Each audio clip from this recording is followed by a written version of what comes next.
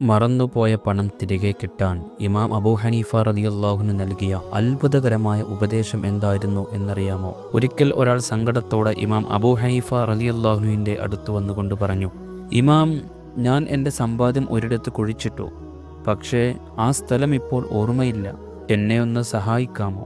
ഇത് കേട്ട ഇമാം പറഞ്ഞു, ഇതൊരു ഫിഖ്ഹി മസ്അലയല്ല, താങ്കൾക്ക് എന്നോട് അന്വേഷിക്കേണ്ട കാര്യവുമില്ല. എങ്കിലും നിങ്ങൾ വീട്ടിൽ പോയി സുബ്ഹി വരെ സുന്നത്ത് നിസ്കരിക്കുക. ഇൻഷാ അല്ലാഹ് ആ സ്ഥലം ഓർമ്മ വരും. രാത്രിയിൽ മുഴുവനായി തഹജ്ജുദ് നിസ്കരിക്കാനാണ് ഇമാം അബൂ ഹനീഫ റഹ്മത്തുള്ളാഹി അലൈഹി ആ മനുഷ്യനോട് ആവശ്യപ്പെട്ടത്. അയാൾ വീട്ടിലെത്തി നിസ്കാരം തുടങ്ങി. അല്പസമയം കഴിഞ്ഞപ്പോൾ തന്നെ നിസ്കാരത്തിനിടയ്ക്ക് താൻ പണം വെച്ച സ്ഥലം ആ മനുഷ്യന് ഓർമ്മ വന്നു. അദ്ദേഹം വേഗം തന്നെ ചെന്ന് ആ സ്ഥലത്ത് നിന്ന് പണം തിരിച്ചെടുത്തു. പിറ്റേന്ന് ഈ വിവരം അറിഞ്ഞപ്പോൾ ഇമാം അബൂ ഹനീഫ റളിയല്ലാഹുവിന് ചിരിച്ചുകൊണ്ട് പറഞ്ഞു, എനിക്കറിയാമായിരുന്നു പിശാച് നിങ്ങളെ രാത്രി മുഴുവൻ റബ്ബിന് വേണ്ടി നിസ്കരിക്കാൻ അനുവദിക്കില്ല എന്ന്. നിസ്കാരം മുടക്കാൻ അവൻ ആ സ്ഥലം നിങ്ങളെ ഓർമ്മിപ്പിച്ചതാണ്. നമ്മൾ മനസ്സിലാക്കേണ്ട കാര്യം, അള്ളാഹുലേക്ക് നമ്മൾ എത്ര കണ്ട് അടുക്കുന്നുവോ അതിനനുസരിച്ച് പിശാച് നമ്മുടെ കാര്യത്തിൽ അസ്വസ്ഥനായിക്കൊണ്ടേയിരിക്കും. നമ്മുടെ ആരാധനാ കർമ്മങ്ങളെയും നമ്മുടെ ജീവിത വിശുദ്ധിയെയും കളങ്കപ്പെടുത്താൻ പിശാച് ശ്രമം നടത്തിക്കൊണ്ടേയിരിക്കും. നമുക്കും പലപ്പോഴും നിസ്കാരവേളയിലും മറ്റുമെല്ലാം